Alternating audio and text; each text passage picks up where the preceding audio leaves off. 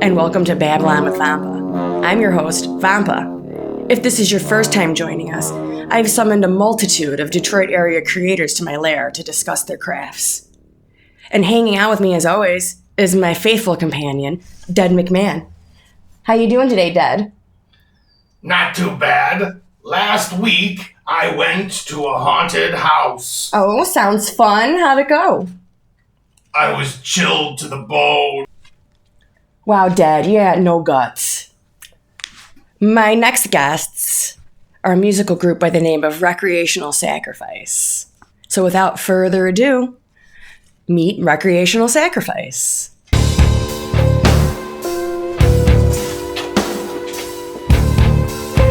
Thanks for being here, guys. Thanks for having us. So introduce yourselves and let us know what you do in the band. I'm Steve. I play bass and sing some songs. All right. My name is Alex. I play guitar and not much else for now. We'll see. I'm Dan. I play guitar and I sing. Okay. So how long have you guys been playing together? A long time. Yeah, what a while. Kind of. In Yeah. this incarnation? Yes. One day. Only a couple of In months. the, yeah. Would you? There's a lot of Stevie and I like recording the music. Mm-hmm, mm-hmm. Al's helping us out with some lead guitar, so Yeah, that's it's a bit fun. of a hired gun in this capacity. Yeah. Yeah. Nice. Three of us played together for a while, though, like 3 years ago or so. Mm-hmm. Played a show. Yeah, in the old days before there was a thing that happened. I can't remember. Yeah. Oh yeah, that weird time jump we went through. Yeah. Yeah. Yep. Oh, that thing. Yeah. Yeah. So, I mean, I'm trying to act like I haven't known you for like 25 years, so I'm gonna just stop that, I guess. So you guys have known each other for a long time. Yeah. So have you always been playing music together? I mean, when did you start playing music together? Was it in your teens when you guys, started being friends, or was it later? Kind of. Yeah. Alex and I played music for a little while together. Actually, I recall one time when you and Bill were set up to play in my garage. I wasn't really familiar with you at the time, but I think we got together then for the first time and we played Damn It by Blink-182? Probably something like that. Something very 2001. Something similar. And Bill is a mutual friend who's not here now. He's not in the band, but he's still in the mortal coil, I should say. He's just not in the band. So you started playing together about 3 years ago before our season time jump. Yeah. The three of us. Yeah. And then Stevie kind of dragged me out, and so that's how I even started playing music again after a really long time. It's just a lot of fun. Yeah, And that's how the three of us just fell into it. Yeah. As kind of became a band with a thing. and was this during the lockdown or sometime after? This was before, but this Oh, okay. this recreational sacrifice. This is since the pandemic. Okay. The result of. Yeah, the result of it, pretty Yeah. much. Yeah. We did a little getting together, socially distanced in the later days of the pandemic, and made some stuff together. That's cool. There's I hear a lot of stories about people who kind of went out of their comfort zones and tried different things during the pandemic to keep them connected, essentially, and grounded. So, that's nice. I always like it. When times are hard, the silver lining of it, I think, is that creative things Yeah. Yeah. can come of it. There's a real sense of community playing music together. Yeah, there really is. Absolutely. It's really fun. Just even being able to make stuff with other people and watch it all come together. Even when we're just practicing and stuff, it definitely is different than being alone and writing songs. The community, us being a band like that, is really a gift. It's a lot of fun. So, is there a main songwriter, or is it kind of a group effort? How's that work? I'd say it's Dan. Yeah. Mainly. I don't really know how to write a song Yeah. per se. I get a lot of like musical help from both of these gentlemen. 'Cause I've been just diddling around on bass for a long time. I don't really know what I'm doing. Yeah. Yeah. But I write some lyrics. But it's Dan Mosley. I just kind of like wrote a bunch of songs, like really fast that I really liked a lot. Yeah. And we recorded them. I have always thought of the three of us as like equally songwriters. Anytime we like played music together or played like when we played that show, like it's always like, even if it's like just Stevie's lyrics and I'm like putting just chords to it, and like Al helps out too, and he writes really great songs. I think that Steve knows a little more than he's giving himself credit Yeah, for, honestly. yeah. Aw. Thank you. It's thanks to y'all though.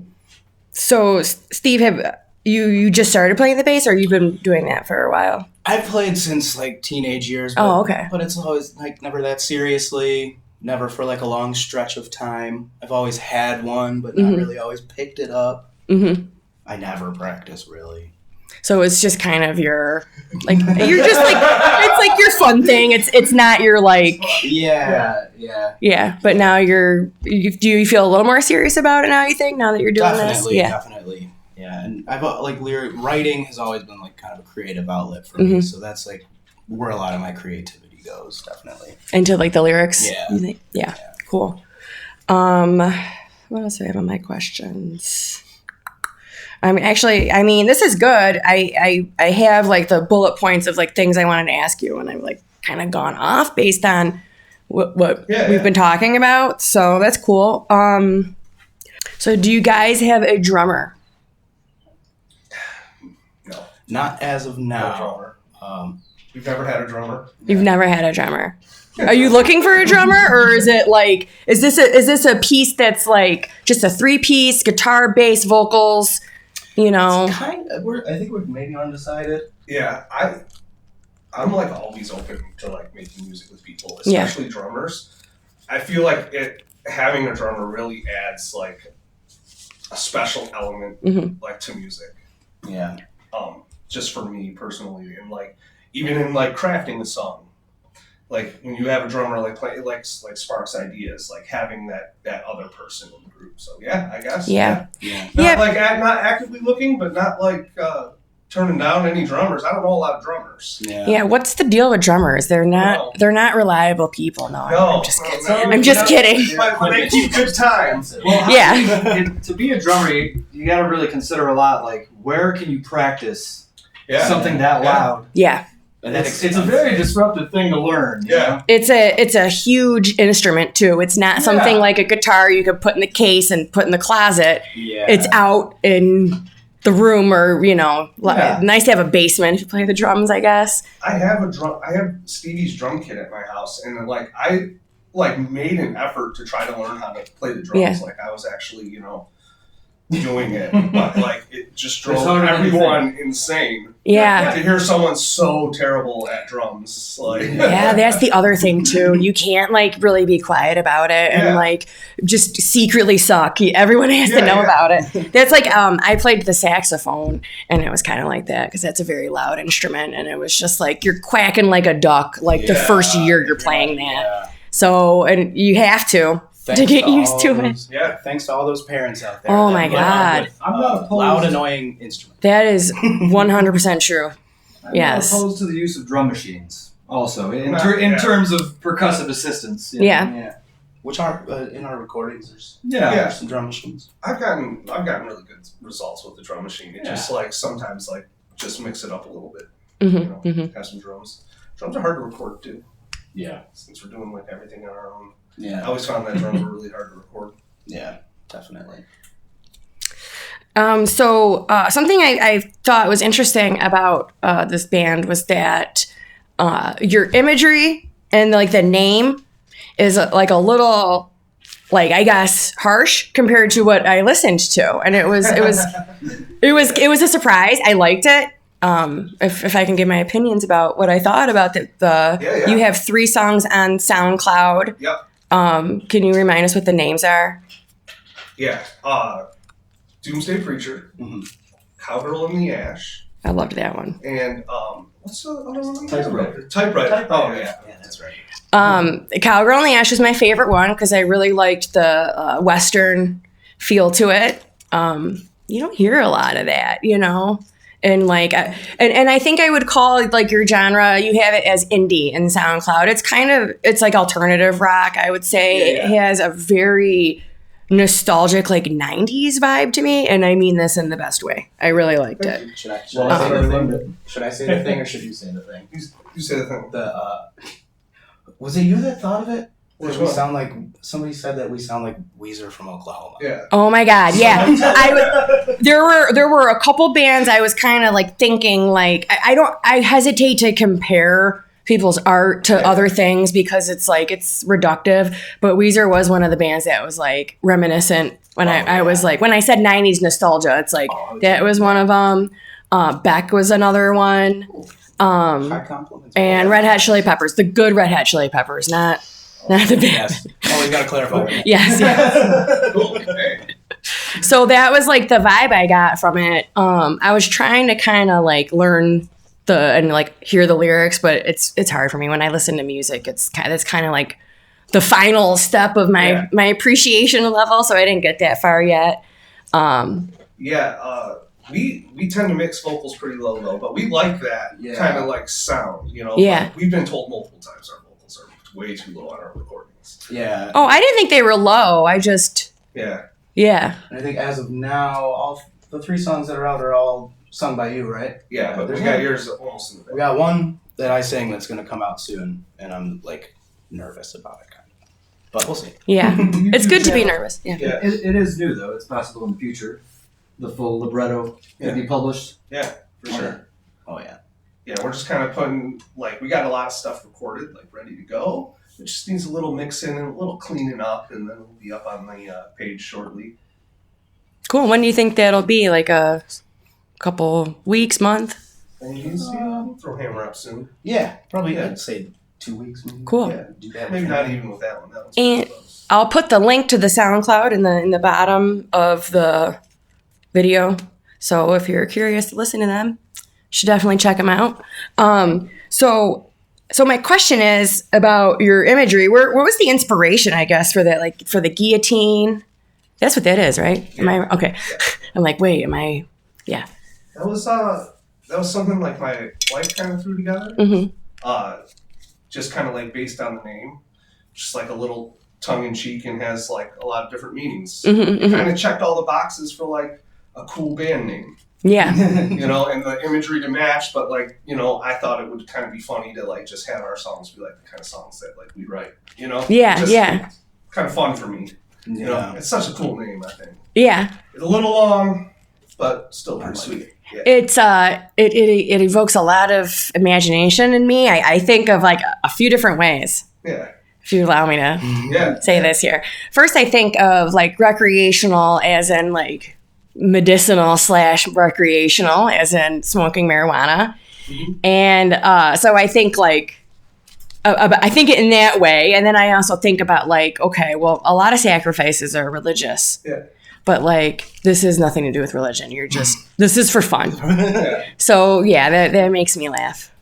Thank you. I get a kick Pretty out of much it. I love that. I felt Stevie had said it one day. It was actually when we were kayaking. You know, it's like, okay, like now, like we have a name, and like once you name something, it like actually becomes a thing. Of course, And yeah. You actually like put effort into, and like we've put a lot of like work into it, and it's been a lot. It's like a lot of fun too. Mhm. It is. Like it's a great time, but like putting the work in and then putting it out, and then So we touched on this a little bit when I was kind of saying the different things I kind of was reminded of with the sound. But what are some of your musical influences when you're? I mean, I know you guys are all music fans, so I know there's probably a lot of stuff that's not really like in this. But what are some of the influences that go into this specific project? We touched on it already, but like Weezer was the first thing I ever learned how to play on bass.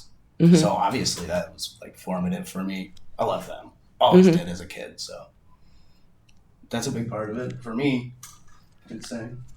you know, we have this style with the acoustic guitars. You know, it's kind of a personal. It's got kind of a like a Jonathan Richman kind of a feel. Yeah. I don't know if anyone's familiar with old Jonathan. That's more '90s stuff. You know, I used to cover Vampire Girl. Yeah. Speaking of, you know, if anyone was really interested in Weezer Out West, the album Jonathan Goes Country kind of has that. I've never heard of Jonathan Richman. Yeah, he's a singer from back in the '90s. He did he was in Modern Lovers, and he also did the soundtracks for like There's Something About Mary, I think was Jonathan Richman doing the songs, the transition songs. I think. Oh, interesting. So, but I didn't know that. But then I started listening to Jonathan Richman, and I was like, oh my god, this is great. It's a lot of fun. He's he's kind of like a confessional, improvisational singer, storyteller type singer. Mm-hmm. Yeah. There's a lot of humor to be found too, if you want, if you're looking for that. Cool.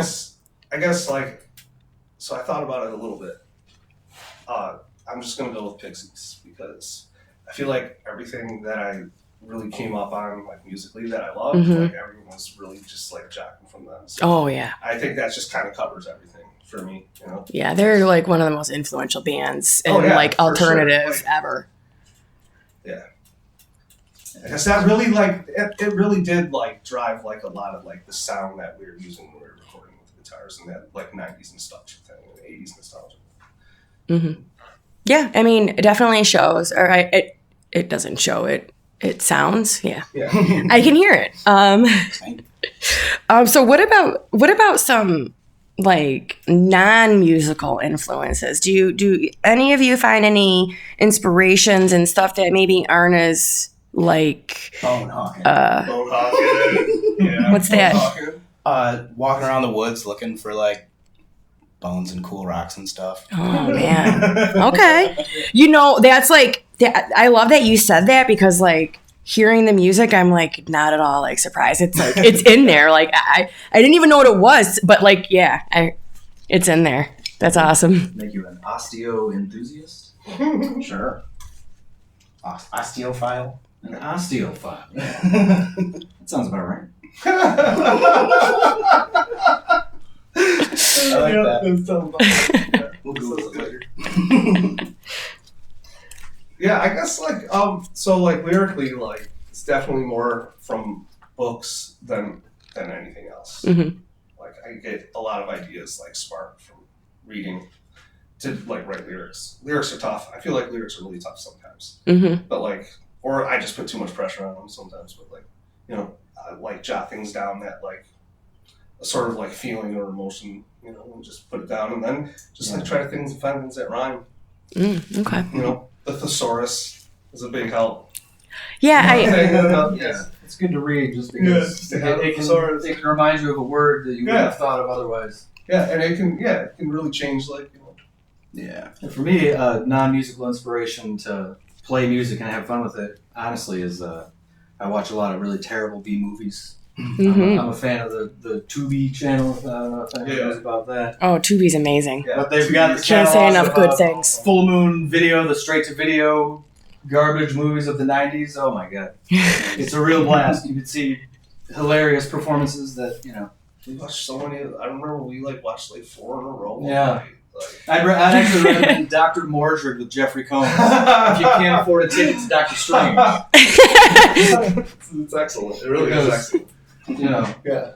You really get everything that you get from Doctor Strange. If there's anything to get out of this, that recommendation, Yeah, we'll put a direct link to that movie. Yeah. It's gonna override all of this. Yeah. Sure. Yeah. What kind of lines I'm crossing by bringing that stuff up? But, that's my inspiration. Yeah. Fair enough. Yeah, and I asked that question partly because I noticed the Insta post that you, Dan, you handled Instagram, right? Yeah. With the Stephen King books. Yeah. So I just finished Dark Tower. Mm-hmm. So I was pretty heavily just involved in that universe for 6 months. I decided New Year. I've been waiting for the right time to check it out. Yeah. And I just decided okay, I'm going to jump into this now and finally tackle this. Mm-hmm. So that was fun. That was a good read. I did enjoy the ending. I thought it was fantastic. I'm not going to say anything else. You did enjoy it, or you didn't? Oh, I did. You did. Oh yeah. I thought it was fantastic. Yeah, Stephen King. I mean, I'm not like that versed in him. I've only read I think 2 books, but yeah, his endings are notoriously panned. Yeah, I don't hate him though. You know, for the most part. Yeah. You know, sometimes I just enjoy reading through the book and like getting in those worlds, especially so that was like the first like series of anything like I've ever like read or tackled, and so it was a really great experience. And then so now like I couldn't like find anything else to read for a while, so I had to like do a little research. And now I'm reading The Magica by Clive Barker, and it's really great so far. I gotta Clive read. Barker's writing is amazing. I gotta read more Clive Barker. Oh my god, it's top tier for me personally. I think it's great. Yeah. Sometimes when I finish reading something, I pick up 5 books in a row that I put down immediately because I'm just looking for the same flavor of the book before. Oh, totally. Yeah, you need that. That's why you need that palate cleanse. You know, Yeah. you mix it up a little bit, cleanse your palate, and then you move on. You know, Read a short one. I had to reread. So I had to reread The Hellbound Heart to get out of like Stephen King's style of writing and like, hearing that and like get used to like Clive Barker again. And then I read The Collector too, which that book really upset me. And that was supposed to be my palate cleanser. It wasn't. It just made me angry. Did it make you angry because you didn't like it, or was it like the subject matter was it was a good disturbing? Book. It was just like the character. Like I just hate the character. Oh, so much. Like, and then see someone not get their comeuppance. You know, I feel you on that. Yeah. and just like not learn anything. He's just like, okay. You know, it just made me mad. Makes sense. What kind of future plans? Well, we talked about that a little bit. You have a new song that you're gonna kind of finish up and upload called, what was it called? The Hammer Shapes the Hand. The Hammer Shapes the Hand. Is there any plans to do a full album at any point? Oh yeah, For sure. yeah.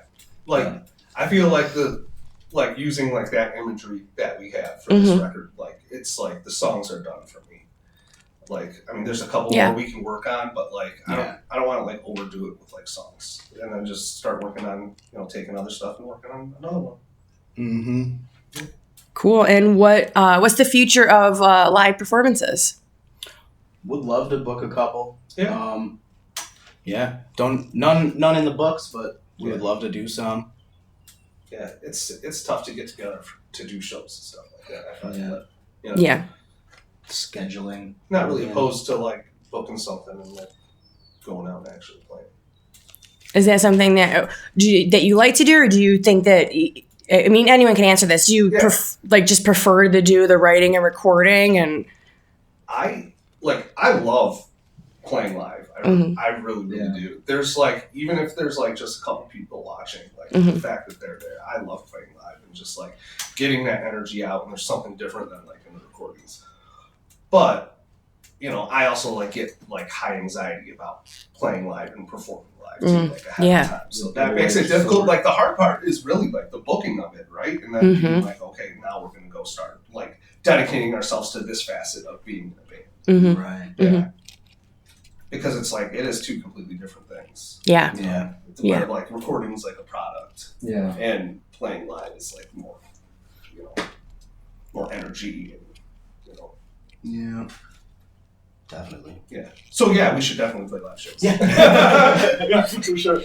What about Steve? How do you feel? You feel this similarly to Dan, or? Oh yeah, for sure. It's like scheduling, and we both work full time. Yeah. He's got families, and I live in Lansing right now too. lives in There's a Lansing. geographical. Yeah.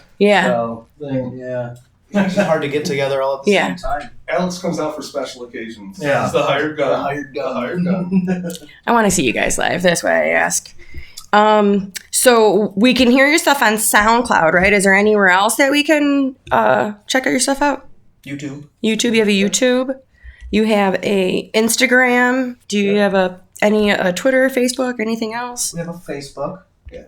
Do we have Twitter? No, we don't have a Twitter. Yeah. Twitter's dying. Twitter seems like it's just for like, I don't know. It doesn't seem like it's for normal people. That's, Vampa has a Twitter. It's Del Vampa. If you're on Twitter, you can follow me. You will see nothing because I don't ever use it, and I don't understand the point of it. Yeah. TikTok's the other one that all the kids want. Yeah. Well, Twitter, didn't you say Twitter's not for normal or for people who aren't normal? Isn't Vampa a horror-loving vampire? Yeah, but I don't know if I'm like as famous as like. I feel like it's for famous people. That's what I meant. Like it's like industry and like celebrity and like news. Politicians. There's not like people there, if that makes sense. They're not real people. They're not real. Yeah. Are people nice on the internet? There's a few corners where people are great. People are really like they're very complimentary, and there's really if you have an opinion that differs from them, people will usually just be like, "Oh, that's an interesting point of view." And that's how Twitter is, right? Yeah. Right. No. I think the internet's like a good place now. Yeah. I was actually not being sarcastic though. Like I found a few places like Facebook groups or whatever where the people are like really great to each other, and there's not any negativity. And it's when you come across those places, you cherish them, Mm-hmm. Yeah, I think groups are the way to be on Facebook. Yeah, definitely. A group. So you guys are gonna perform a song for us, right? Yeah, we're gonna try. Which one are you gonna do? We'll play Doomsday Preacher. And is there anything we should know about this song? Is there any preference? No. Is there a preface? That's the word I'm looking for. So it was the first song that we had like written and identified. Like, okay, this is like what Recreational Sacrifice is going to be, right? Where we can like write songs like this and like we put a name to it. So then we kind of had a style after the song. I'm glad you mentioned though. I want to bring this up. Cowgirl in the Ash was your favorite because I wrote that song for my mom and she loves it. I think she's all the listens too. So.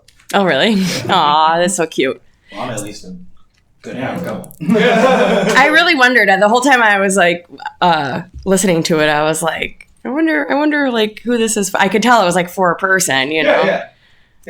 And like I was just kind of like through that song, like thinking about like the like how free my mom gets to be, and how she like it took her so long to like find that to get to that point, and, like all the places that she's been in. Like, kind of the way she's like lived her life. So, oh, that's so sweet. Yeah, this should be our Mother's Day episode. That's nice. Yeah. So I think that you guys should play your song now. All right. Unless there's anything else you guys want to talk about. Is there anything else that I can ask you a question about that we missed? Well, I can go on and on about beans if you guys want to talk. Beans? What kind of beans? All kinds of beans. No bean talk. Oh yeah. No bean talk. No bean. Okay. Canned beans. No beans. All right. like the Forrest Gump shrimp thing, but like beans? I mean, kind of. Yeah, pretty much. Exactly what you're. You could live off beans. I mentioned beans in Doomsday Preacher, and I put that lyric in there on purpose because I was like, just acquiring bean knowledge. Well, we should That's a good preface for Doomsday Preacher. Yeah, we can probably have a whole show about this bean. We'll have you back as our resident bean expert, maybe. Are you a fan of coffee? The bean of beans. Hell yeah. The bean of beans. I would say. Coffee reigns supreme. We could do a Babylon with Vampa bean special. Do you got a favorite bean? You can't have beans. No, my favorite would be the garbanzo bean. The chickpea. Yeah, that's a good one. Very versatile. Francis Cobain, I guess. That's a great bean. Good bean. Good choice. Yep. All right. Well, we're gonna take a break that you won't notice, and then instantaneously we're gonna have Recreational Sacrifice playing their song "Doomsday Preacher." Thank you. Thank you.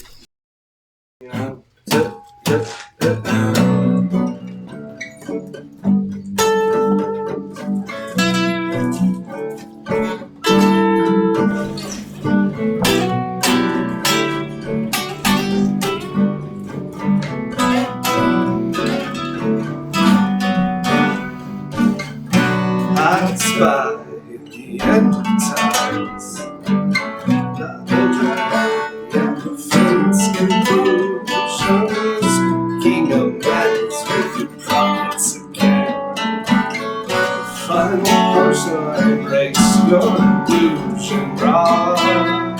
Whoa, no encore roses at your feet.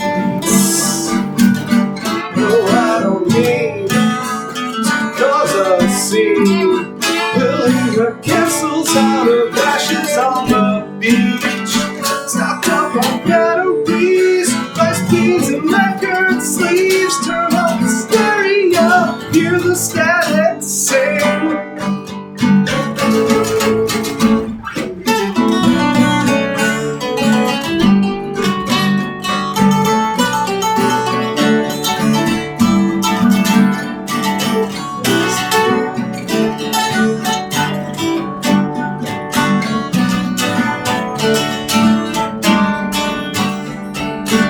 Sedate my brain, trigger flickers, twiddle my thumbs with the clicker. Lobotomized demise of simple design. Doomsday creature, give it to you straight vision. Distorted, cackling to the bank. No, I don't mean to cause a scene. I guess you find me in a cog in the machine. Your forced naivete, the world that you perceive, you know, shit, you'll be protected.